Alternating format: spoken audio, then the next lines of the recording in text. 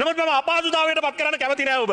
හැබැයි මගේ ප්‍රශ්නයක නෙමෙයි මේ අමාත්‍යාංශය තියෙන්නේ ওই වැඩේට නෙමෙයි ඇමතිතුමා. මේ අමාත්‍යාංශය තියෙන්නේ මෙන්න මේ මම කතා කරන අපි යෝජනා කරන මේ රට ඉල්ලා සිටින මේ රටේ මානව ප්‍රාග්ධනය අභිප්‍රේරණය කිරීමට අවශ්‍ය වූ ඒක පසුබිම හදන්න.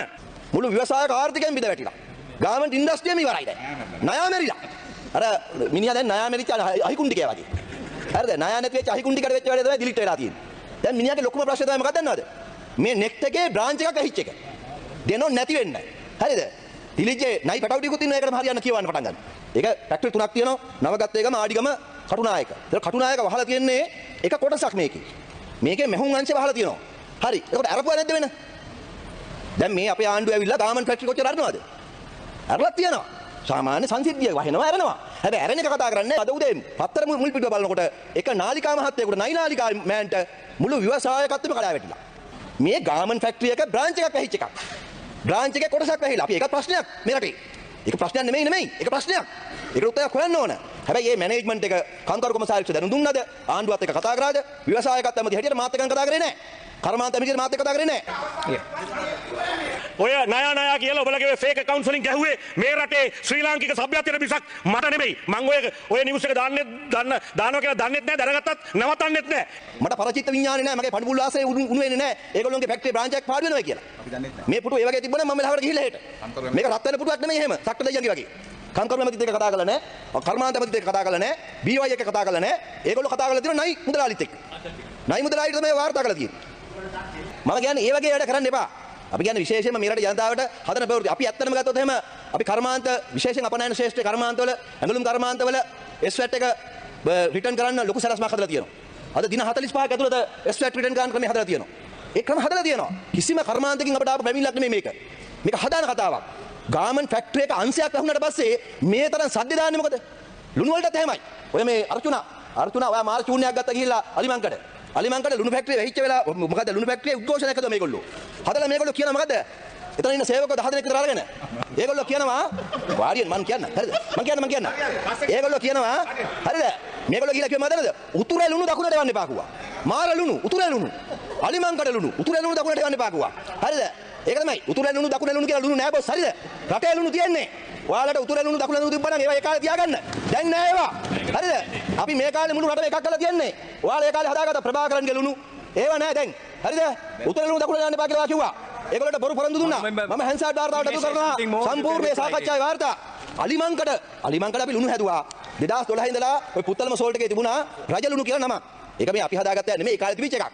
අපි ඒක වෙනස් කරා ඇත්තටම. රජ ලුණු කියලා ලුණු නෑනේ. අලිමංකඩ නම් අලිමංකඩ ලුණු. මන්තායි ලුණු. සෝල්ට්. එතකොට අපි ඒක වෙනස් කරා. වෙනස් කරලා මේක හැදුවට පස්සේ මෙයා ගිහිල්ලා කියනවා රජ ලුණු ශ්‍රී ලංකාවේ රජුරන්ගේ ලුණු. මේ අනුර කුමාර රජුරන්ගේ ලුණු. අනේ මේ බයිලා කියන්නේ නැතු ඉන්නවා. හරිද? ඒවා තමයි හැදුවේ මෙයා ගිහිල්ලා. බොරු කිව්වා. අපි ඒගොල්ලොන්ට දුන්නා EPF දෙනවා, ට්‍රැවලින් එලවන්ස් දෙනවා, වාහනයක් දෙනවා, එන්න ගමන් පහසුකම් දෙනවා. ඒ සේවකයින්ට ප්‍රශ්නයක් නැහැ. අර්චුනා චූන් නැතුව වෙන්නේ නැතුව ඉන්නවකෝ. ඔයා පාර්ලිමේන්තුවේ ඇවිල්ලාත් එහෙමයි, අලිමංකඩ ගිහිල්ලාත් එහෙමයි. මේගොල්ලොන්ට මාතෘකාවක් හැදුනොත් මන්ත්‍රීතුමා ඒක නියමයට අර ගන්නවා. ගුටි කනවා කියලා හරිද? අලිමංකඩ මිනිස්සු ගහනවා යාට. ගියොත් එහෙම. බොරු පච කරලා ඉවරයි. ඒක හින්දා ඒව තමයි මේකට හැදුවේ. මේ ඒක මේ ලුණු වලින් චූන් වෙන කට්ටිය බලන්නකෝ. ඔයා චූන් වෙනවා ලුණු වලින් එක විදියකට පුත්තලේ මුස්ලිම් අයට කතා කරලා. අරයා චූන් වෙනවා තව විදියකට එහෙ කට්ටියට කතා කරලා මේවා උතුරේ ලුණු දකුණට එවන්න එපා කියලා. මේ රටේ මම අපි කවදා හොරබල් ස්පීකර් එම කවදාවත් කොහෙද දැනකටවත් මම කිව්වේ නෑ මේක රජ ලුණු රාජ ලුණු ඒක කවදාවත් කිව්වේ නෑ. එතන ඉන්න මිනිස්සු උද්ඝෝෂණ කරනවා මේගොල්ලෝ ජොබ් එකකින් එළවලා තියෙනවා. එතකොට මම 27-2 දාලා තියෙනවා ඩිපියුටි ස්පීකර් ඒගොල්ලෝගේ ජොබ් එක අයින් කරන්න එපා කියලා විතරයි කතා කරේ. මම කිව්වේ නෑ මේක කොටිගේ ලුණු උතුරේ ලුණු දකුණට ගේන්න දකුණට පැක් කරන්න ලස්සනට අඩුම ගන්නට විකුණන්න. ඒකට අපි උදව් කරන්න කියලා දෙන්නේ. මේක ඩිපියුටි speaker let me raise this. මම සිංහලෙන් කියන්නම් මගේ මම බද ප්‍රොමිස් කවදාවත් කිව්වේ නෑ please don't do that. ඔයාට කතා කරන්න ඕන මීඩියාට එන්න ඕන මගේ ළඟට එන්න. මගේ ළඟට ආවොත් ලස්සනට මීඩියාවට පේනවා. අපි උතන ඉන්න මේ ජරා කතා කියන්න එපා. ඔය එක අවස්ථාවක් මොනවද speaker you have to make a request to the speaker in writing please. Yeah. Okay you made your point clear honorable member. Please take your seat. Arjuna privilege act එක කියවලා තියෙන එක ගැන මම හරි සතුටු වෙනවා. හරිද? දැන් ඉතින් ප්‍රිවිලේජ් ඇක්ට් එකට අනුවම වැඩ කරන්න කියලා තිල්ලීමක් කරනවා. ඊළඟට මම මේ කියන්නේ Honorable member, please take a seat. You have made your point clear, and I have told you. හරි. I have told you the procedure. එයා ප්‍රිවිලේජ් ඇක්ට් එක කියවලා ස්ටඩි කරලා එන එක ගැන මම සතුටු වෙනවා. මොකද අපේ කාලි දුර වෙනවනේ එතකොට. හැබැයි ඒකට අනුවම කටයුතු කරනවා නම් තවත් හොඳයි. මම කිව්වේ මේගොල්ලෝන් ගෙනල්ලා මතු කරපු දේවල් සේවකයොත් එක්ක සාකච්ඡා කරපු මිනිට්ස් අනුව. මම ඒක ටේබල් කරා හැන්ඩ්සාට් කරා. ඒකේ දෙවෙනි කාරණේ මොකද්ද තියෙන්නේ? transferring soil to other part of the country. අන්න ඒකේ ඔයගොල්ලෝ මතු කරලා දේ තමයි මේ උතුරේ ලුණු දකුණට එවන්න එපා කියන එක. ඒවා අතිත් කැත කතා. දෙක ඊළඟට මෙයාලා කියනවා තව එකක් 16 වෙනි කාරණේ 11 වෙනි කාරණේ change the manager. අපේ මැනේජර් මාරු කරන්න කියනවා. හේතුව මොකක්ද දන්නවද? එයා කිලිනොච්චි කෙනෙක් නිසා. කිලිනොච්චි කෙනෙක් නිසා මාරු කරන්නලු මෙයා යාපනය කෙනෙක් නෙමෙයි කියලා. එහෙම කරන්න පුළුවන්ද? ඒ මැනේජර්ගේ වැරද්දක් තියෙනවා නම් මාරු කරන එක හරි. මේක මේ කියන්නේ අලිබංකඩ ඉන්න ඕනකම කියන්නේ යාපනය කට්ටිය විතරයි. කිලිනොච්චියේ ඉන්න දක්ෂ මිනිහෙකුටවත් එතන ගිහලා වැඩ කරන්න බෑ. අපි 3 months අරන් තියනවා. එයාගේ මොන හරි වැරද්දක් තියෙනවා නම් අපි ඒකට ක්‍රියාමාර්ග ගන්නවා. එහෙම නැතුව කිලිනොච්චි කෙනෙකුට යාපනය ඉන්න බෑ කියලා නීතියක් නෑ බොස්. හරිද? ඒවා තියාගන්න එපා. ඕගොල්ලෝ අඩුතරමේ රැකියාවක් කරනකොටවත් අසාධාරණ විදිහට සලකන්න එපා ඒ වගේ. කිලිනොච්චි කෙනාට යාපනයේ ජොබ් ගන්න බැරි මොකද? මොකද හේතුව? ඔයා කියනවා ඒක. ඔයා දොස්තර කෙනෙක් නේද? දොස්තර කොන් දොස්තරද ඔයා? කිලිනොච්චි කෙනෙකුට යාපනයේ ජොබ් එක ගන්න විරුද්ධ වෙනවා මේගොල්ලෝ. ඒ තරම් මිනිස්සු මේගොල්ලෝ. මෙයා රටට පේන්න ඕන. මෙන්න මම කියන්නේ බොරු නෙමෙයි. මෙන්න මේක කියනවා.